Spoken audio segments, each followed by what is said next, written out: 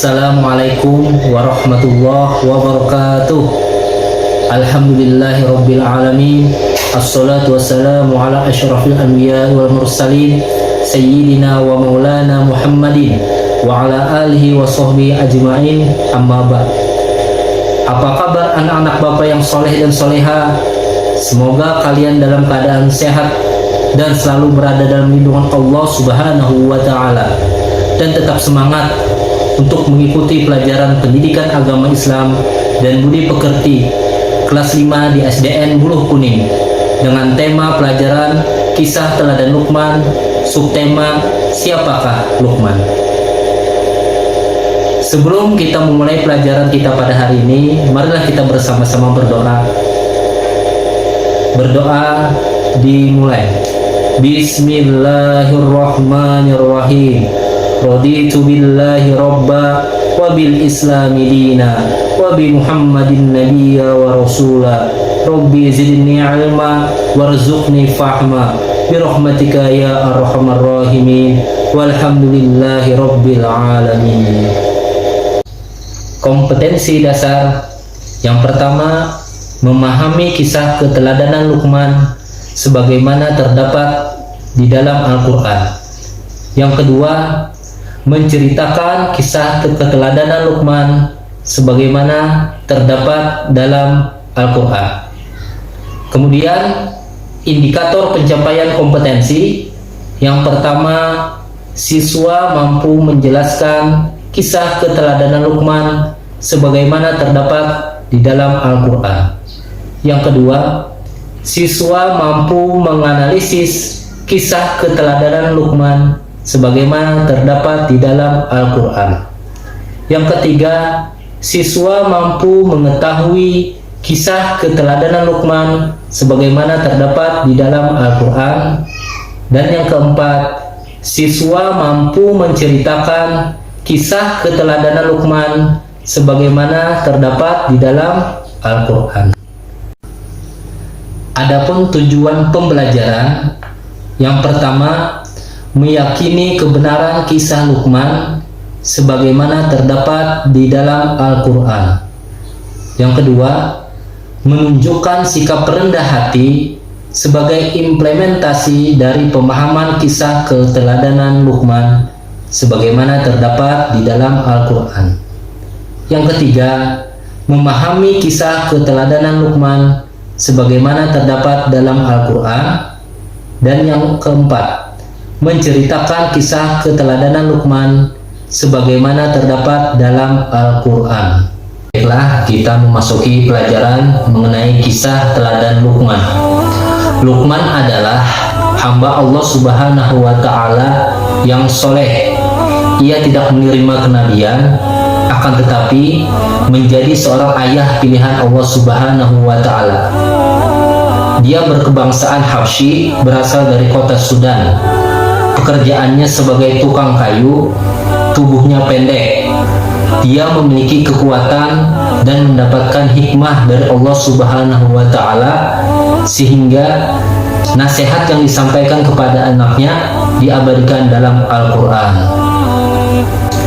Luqman adalah anak dari Baura bin Nahur bin Taureh, dan Taureh bin Nahur merupakan nama dari Azar, ayah Nabi Ibrahim alaihissalam. Luqman hidup selama 1000 tahun. Ia menjadi guru dari Nabi Daud alaihissalam sebelum Nabi Daud diangkat menjadi nabi. Pekerjaan Luqman pada awalnya adalah tukang kayu, tukang jahit, dan juga mengembala domba. Ia kemudian diangkat menjadi qadhi atau hakim. Luqman menikah dan dikaruniai banyak anak. Akan tetapi semua anaknya meninggal dunia ketika masih kecil. Semua itu ia terima dengan ikhlas karena ia yakin dan sadar bahwa semua yang terjadi adalah atas kehendak Allah Subhanahu wa Ta'ala. Untuk lebih mengetahui siapakah Luqman, mari kita bersama-sama menyimak video kisah Luqman Al-Hakim dan putranya beserta keledai.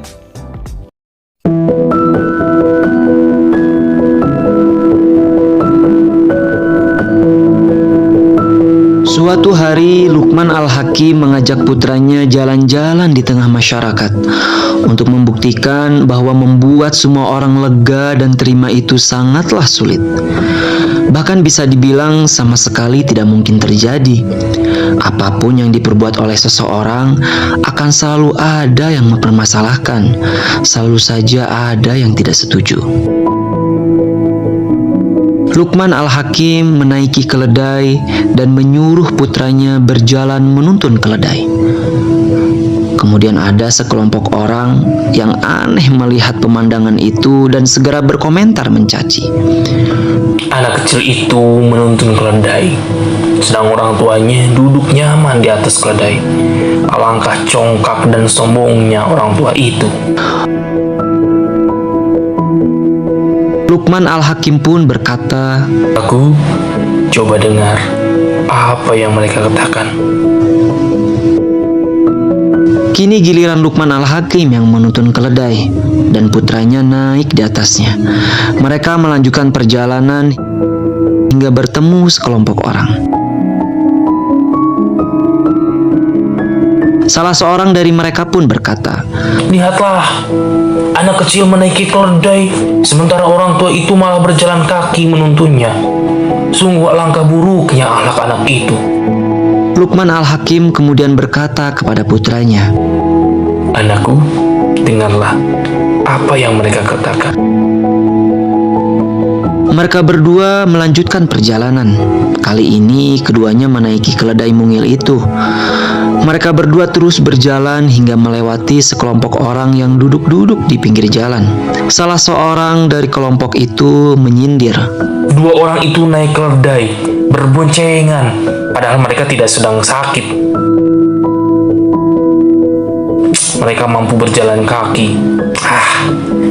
Betapa mereka tak tahu kasihan pada hewan itu. Luqman Al-Hakim kembali menasehati putranya.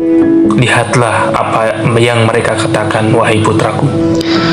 Tanpa menghiraukan caci maki orang-orang itu, Luqman dan putranya kembali melanjutkan perjalanan. Terakhir kali mereka berjalan kaki bersama sambil menuntun keledai. Melihat hal itu, seseorang berkata sambil mencela, Subhanallah, lihat, dua orang itu menuntun keledai bersama, padahal keledai itu sehat dan kuat. Kenapa mereka tidak menaikinya saja? Betapa bodohnya mereka. Dengarkanlah apa yang mereka katakan. Bukankah telah aku katakan padamu, lakukan apa yang bermanfaat bagimu dan hiraukan orang lain. Aku harap kau bisa mengambil pelajaran dari perjalanan ini. Kata Luqman Al-Hakim mengakhiri perjalanan bersama putranya. Setelah kita menyimak video tadi, semoga anak-anak bisa mengimplementasikan kisah keteladanan Luqman di kehidupan sehari-hari. Anak-anak, sebagai bahan refleksi kita pada hari ini, Bapak akan memberikan pertanyaan. Yang pertama, mengapa Luqman diangkat menjadi hakim oleh Allah Subhanahu wa Ta'ala? Yang kedua, apa pekerjaan Luqman sebelum diangkat menjadi qadi atau hakim? Yang ketiga, kisah keteladanan yang bisa kita petik dari kisah Luqmanul Hakim. Untuk pelajaran hari ini kita akhiri sampai di sini. Semoga siswa-siswi sekalian mengerti mengenai penjelasan pada materi kita kali ini. Mudah-mudahan kita senantiasa diberi keberkahan dan kemudahan oleh Allah Subhanahu wa Ta'ala di dalam menerima pelajaran yang diberikan. Amin, amin ya rabbal alamin. Bapak akhiri dengan mengucapkan wallahu muwaffiq ila aqwamit thoriq. Assalamualaikum warahmatullahi wabarakatuh.